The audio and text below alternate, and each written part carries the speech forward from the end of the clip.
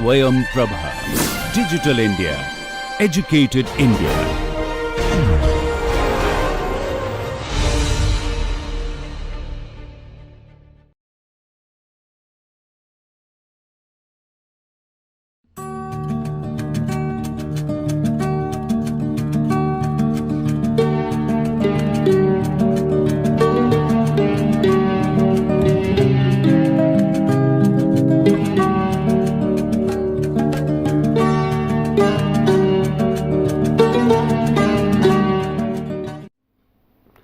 Welcome to the online NPTEL certification course on structural systems in architecture.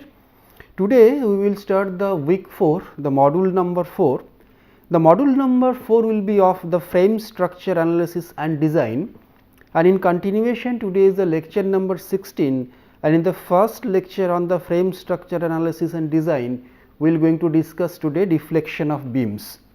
So, in the concept covered in this particular section, we will first try to evaluate the equation of the deflection, then we will do the boundary condition of the deflection, the way that boundary condition has been derived and applied, and then we will do the double integration method. We will try to learn the double integration method to find out the deflection of the beam.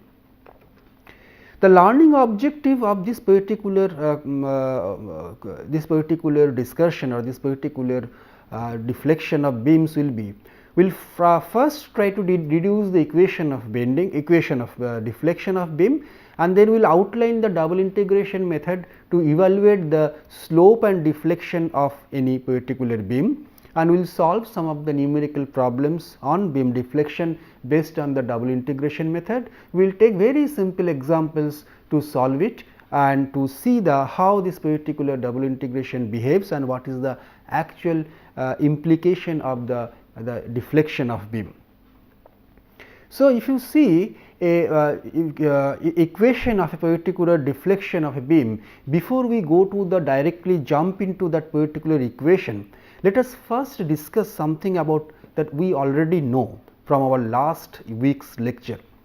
In two-dimensional coordinate plane, if I place a particular system of structural systems and if I applied some kind of a load, and if the load is not axial but transverse kind of a load, suppose this is the length of the beam and then we put the load transverse across that, then the beam will experience some amount of bending moment, and this bending in each cross sections of the beam will actually try to resist. How it will going to resist? The cross sections, each cross section will tilt accordingly to the amount of bending moment to encounter that external load created moment, and due to that a curvature will form in a particular length of the beam, which was initially straight before any kind of loading. Now it will be curved, and this particular relation between this curvature of a curvature profile and the external moment can be related with a relationship called moment curvature relationship,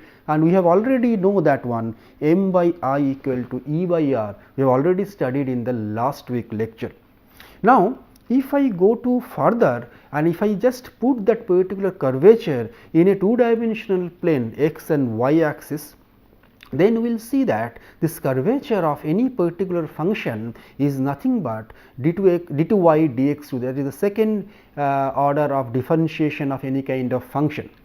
And this is also further we can say that if I integrate that particular curvature, if I know that particular mathematical function under the d2y dx2, I can get the dy dx or the slope of that particular the particular profile in that particular point.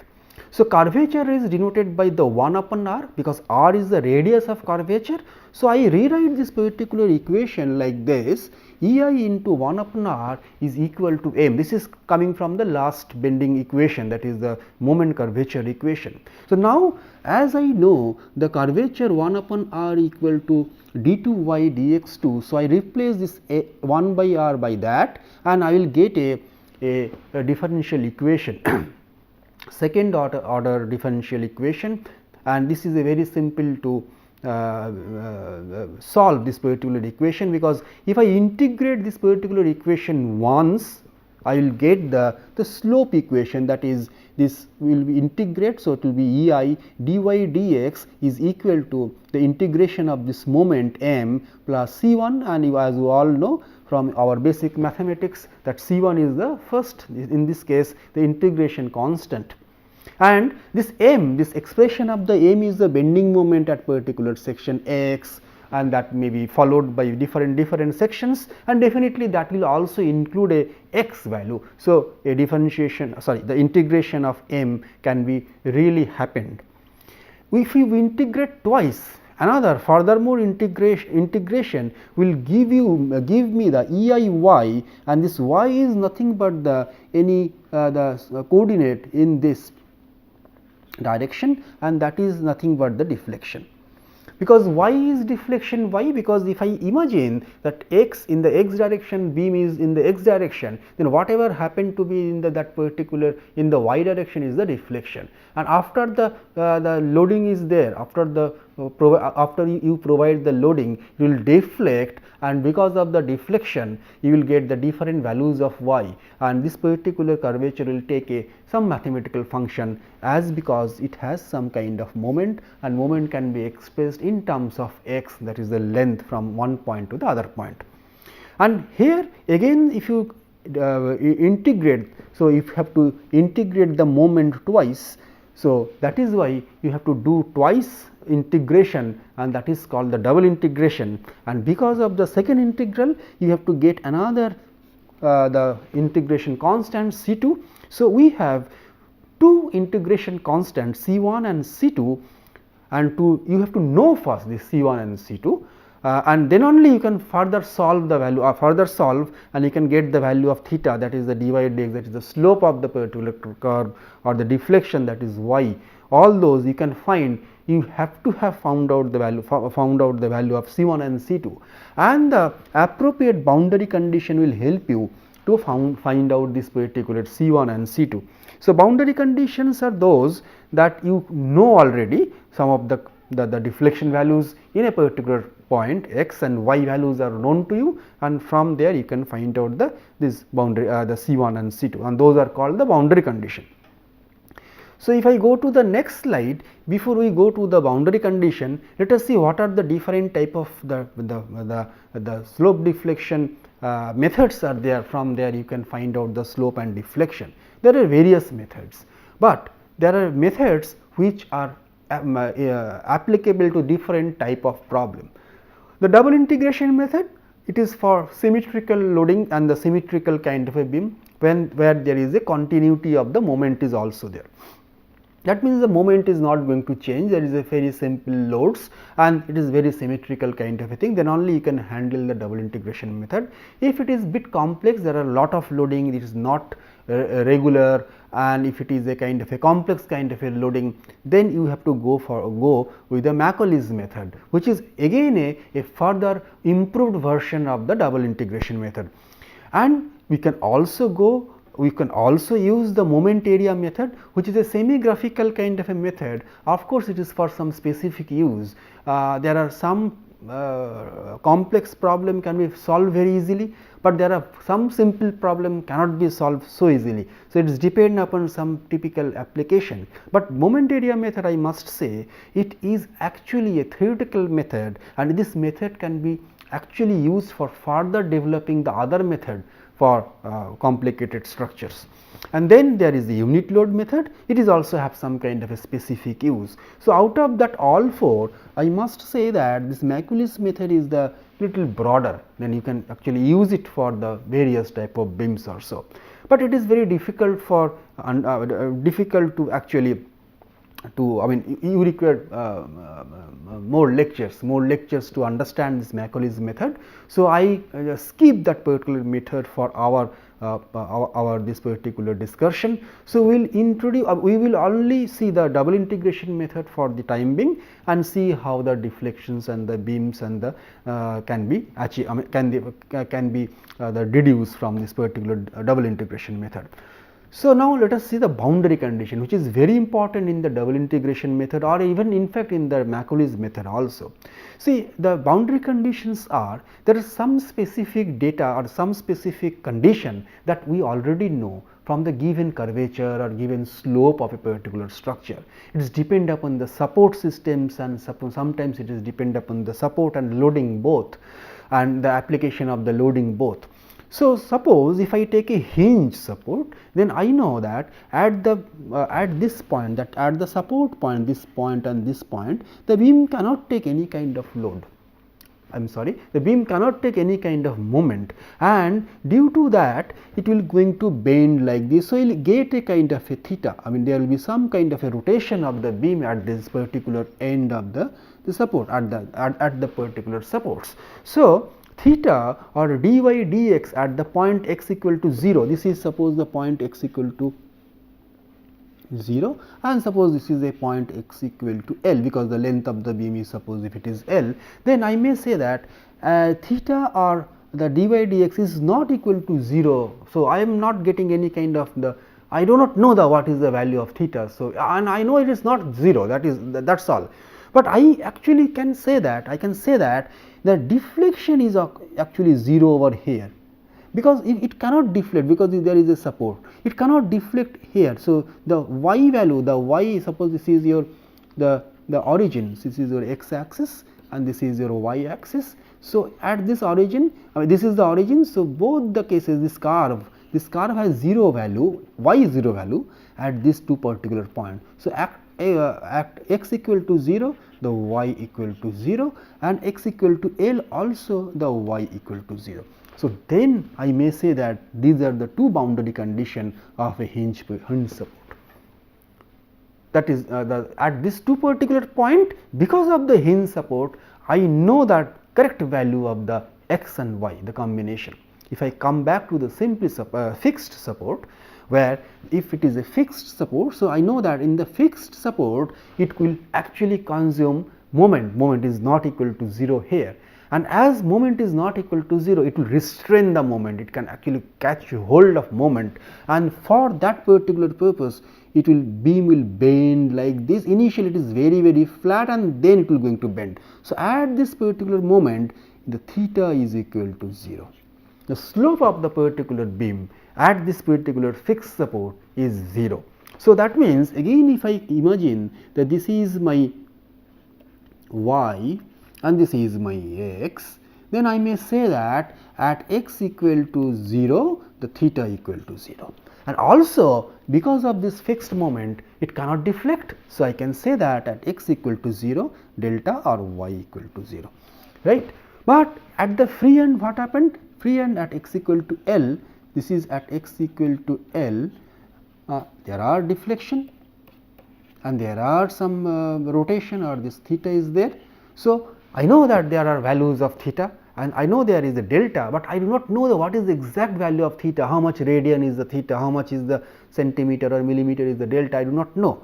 So, I cannot say that it is 0, but I also do not know the value. So, I cannot achieve any boundary condition here, no boundary condition is achieved in the free end, but in the fixed support I can achieve two such boundary condition, these two boundary condition. So, these two boundary conditions, or maybe any more, there are sometimes much more boundary conditions that are available in a particular beam.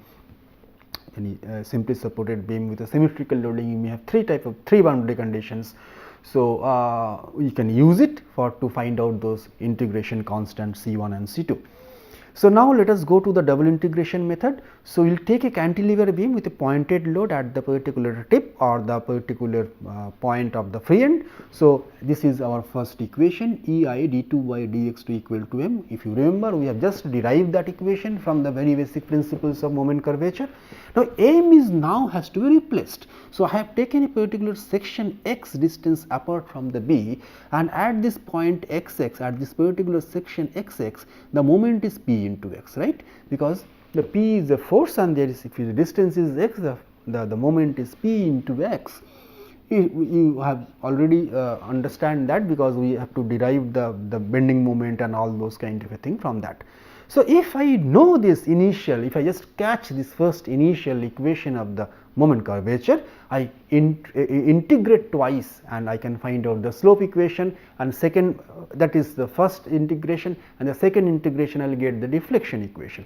So, integrate once, this p x become p x square by 2, as you know that integral of x to the power n equal to how much, x to the power n plus 1 by n plus 1. So, it will be from 1 x to the power 1 to x to the power 2 by 2, right. So, if it is x square, then it will be x to the power 3 by 3, right. So, then this is your the first integration constant. I have to find out this, the value of that.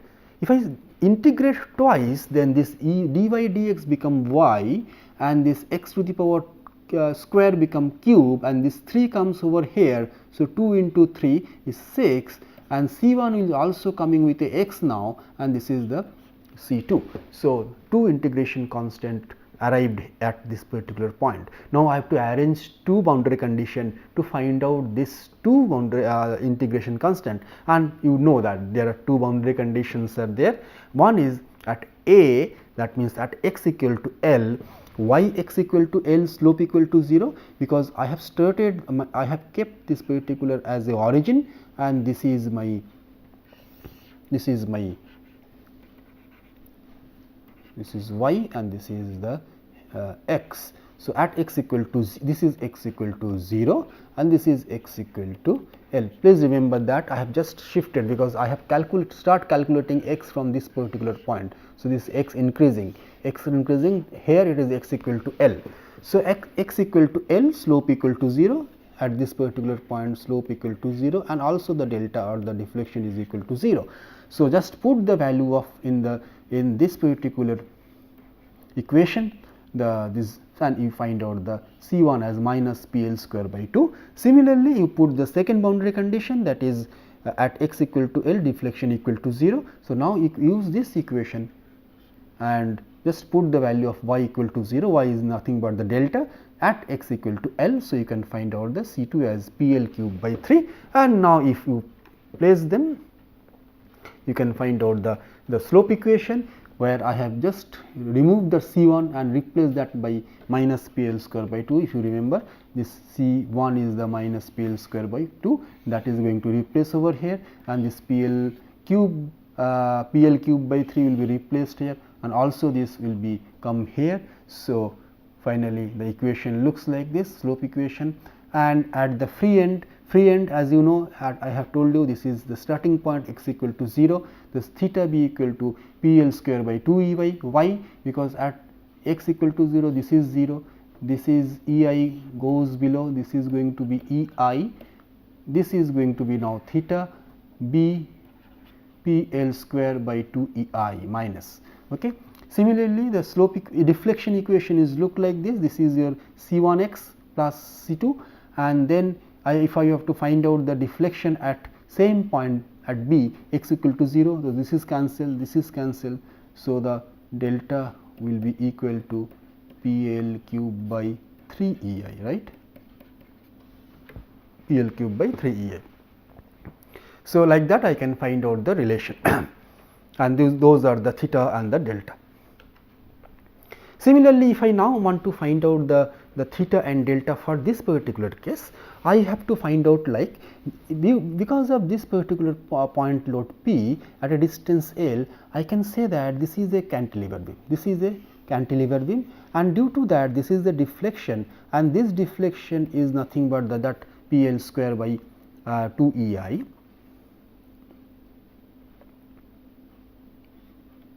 This is actually, instead of L square, it has to be A square, because here the length L is replaced by A, okay, and the theta will be PA square by 2 EI that we have derived, and this particular further this deflection is now straight line, because there is no influence of the load, this is going to have straight line. So, if you know this angle and this length is L minus A, so theta into L will be your this deflection. So, you can add these two deflection and find out the total deflection of the beam. So, now in case of a cantilever beam with UDL, uniform distributed load, same equation I have written in the form of a different moment scheme, because now it is omega is the UDL, and at the distance x it will be omega by 2 x square. You again differentiate integrate once. So, we will have this particular integration C. Now, x square is with starting it is x square. So, it will be x cube by 3, and there is already 2, 3 2 is 6 C1, again integrate that one will give you omega by 24 x to the power 4, because 4 comes from this. If I integrate this one, it will be 4, and this 4 6 is 24 C1 x plus C2. I again need two such boundary conditions, and same boundary condition will be applied over here, and I can find out the C1 as W L cube by 6 and L C2 as omega L to the power 4 by 8, and finally, I can have the slope equation, and I also find out the reflection equation by just replacing the C1 and C2, and at the particular point B, that is x equal to 0, I can find out these two, the theta and the delta, this theta and the delta.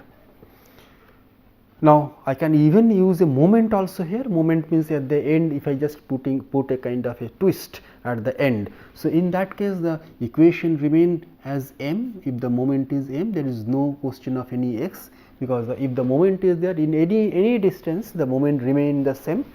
So, first integration gives me this, second integration gives me this. So, again the same boundary condition I may apply. So, first I can find out the C1 as minus ml and C2 as ml square. So, I can finally derive the slope equation and the deflection equation like this, and the slope and deflection equation I can find out the theta A and the theta B, theta A and the delta B. I am sorry, theta B and the delta B. So, here it is very simple, it is just twice integral of that, and then you can use the same boundary condition. There is no change, because it is depend upon the beam. Beam is the fixed beam, so it is not going to be changed at all. Now, let us see how actually this particular deflection appear into the real life example. So, I have taken a t square, as you all are students of architecture, and in our life the t square has a very important the role.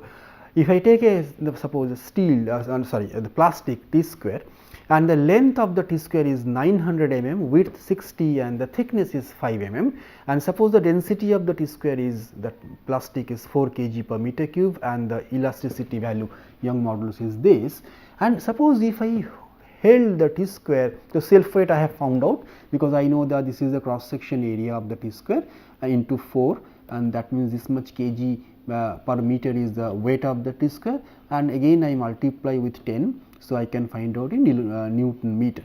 Okay. And if I now place it like this vertically, and this is the flat surface, then what is going to happen? T square will going to bend.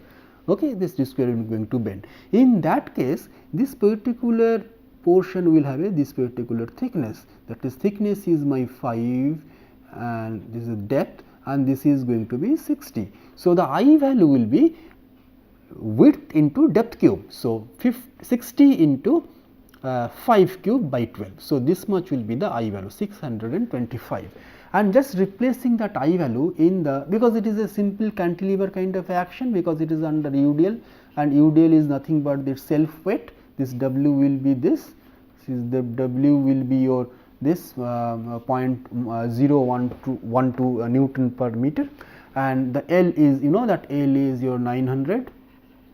This is your L. I value already have computed, E value is I can take it from here, and I can use it, and I can find out that it is 31.5 millimeter will be the deflection, almost 3.3 centimeter will be the deflection. But now if I put it vertically, so suppose now if I put it vertically, so there will be similar amount of deflection? No, it will not going to be, at least in our naked eye we cannot see any kind of a deflection. Why? In this case the orientation is like this. Now your width become 5 and depth becomes 60, just reorient that, but the UDL and everything will remain same, just orienting. If you orient like this or whatever, the in 1 meter or 1 unit the weight remains same. So, here the I value is increased a lot, which was 625, now it is almost 900 90,000 almost, it is so much increment. Rest everything will remain same. This u, the omega, the UDL value remains same, the length remains same, this constant 8 remains same, this is the Young modulus remains same. Only change will with this will be the 625 become 90,000 and the deflection become 0.22 millimeter from 31 millimeter. So much, and we cannot actually visualize in the naked eye that T square will deflect if it is like that, but if you just put it like this, it will show deflection in the very visible deflection. So, that is why I must say this EI is playing a very vital role. So, that is why you will see that beams are having greater depth and less width to increase the I value. You will never see the beam is like this in our construction. So, beam is always going to be depth is always going to be higher than this B, right. So, this particular product of EI, this product of EI, E multiplied I is called the flexural rigidity. That is going to be that will going to actually arrest your any kind of that particular deflections and all. Either you have to increase E, you have to go for better material, or you have to increase I by increasing the depth and all those values or orientations. So, here is another problem that I have a load P, inclined load 45 degree, and I have UDL also 30 Newton per meter. So, as you know, if you give the 30 Newton per meter, this particular point will going to deflect, right. But you have to use, you have to find out the P value, how much pull is required to make this particular deflection 0. So, in this case what I did is that I first put the load and I first saw that this deflection at this particular point, no pulling here, only the UDL. So, in that case the deflection is omega L4 L to the power 4 by 8 EI under the UDL condition, and this is the total length is 4 meter.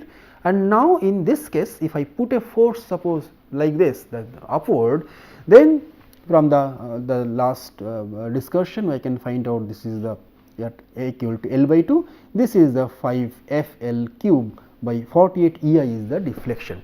So, this deflection delta B2 has to be equal to B1, because I need this particular deflection at B equal to 0. So, equating that, I found out that F must be equal to 5/6 of omega L, and then I have to find out actually P, and P is nothing but we can have this relation with F and P, and finally equating all those I can find out the P is 230 kilonewton. So, I have to put 230 kilonewton 45 degree inclined such that the deflection at B free end will be 0.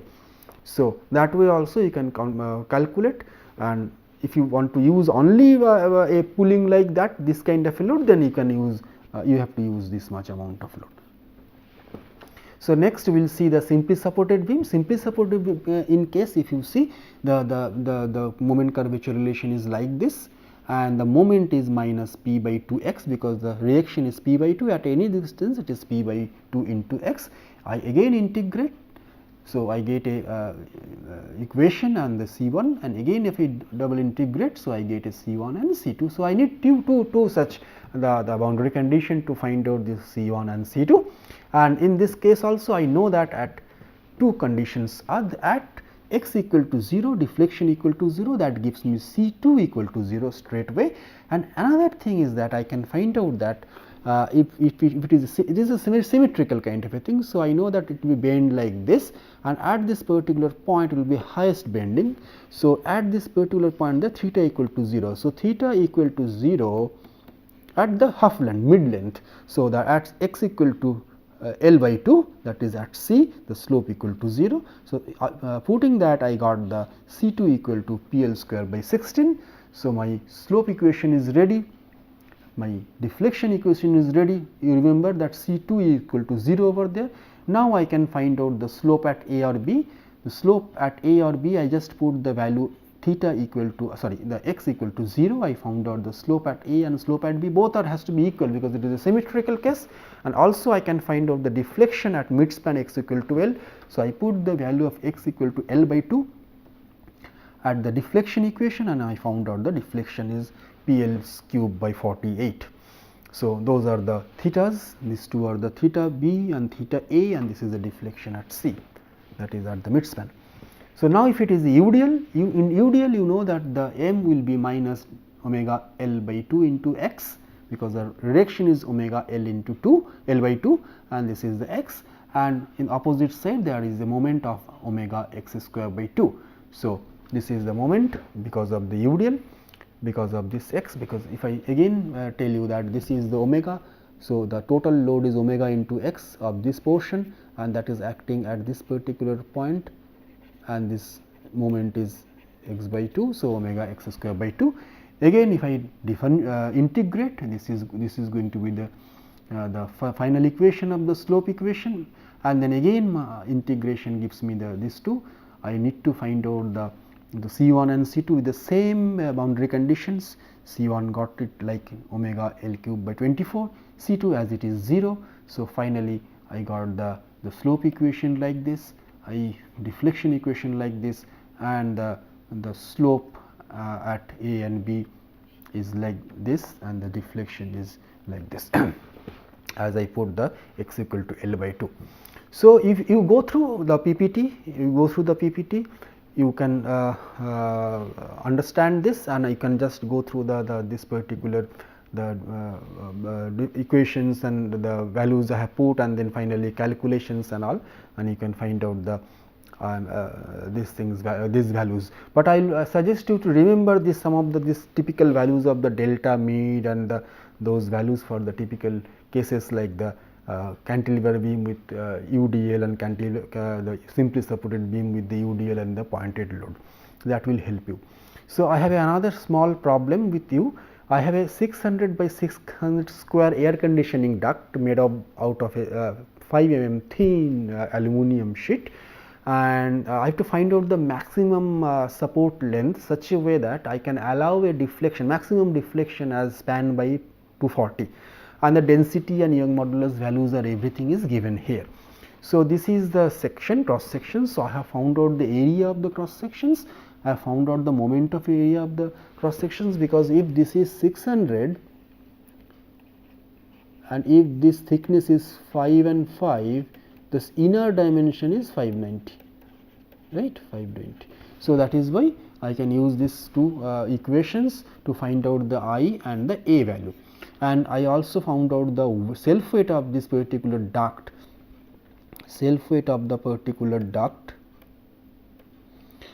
by this is the area in meter square, this is the length in meter, and this is the density, and this 10 is replacing the G equal to 9.81. So, this is that much Newton per meter, or this much Newton per millimeter is the unit weight or the UDL.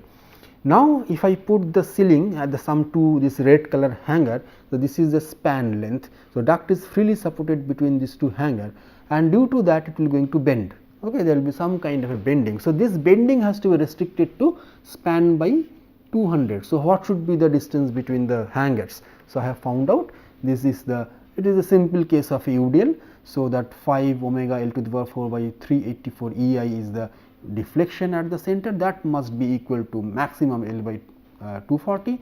So, putting all those values, E is this, how much, this E is this, the I is I have already calculated 702, and all those values are the omega. So, I found out this is almost 19 meter, 19.1 meter has to be the maximum length. If you go more than that, 19.5 meter, the deflection will be more than span by 240. So, that is all for today's lecture, and we have some homework for you also. You can find out these two homework, and you can do find out the deflection at B for this cantilever beam, and also the certain intensity of UDL distributed over a simply supported beam of a span length, and same UDL equivalent load if it is acting as a concentrated load at the mid span, then you can what will be the maximum deflection you can find out. So, thank you very much.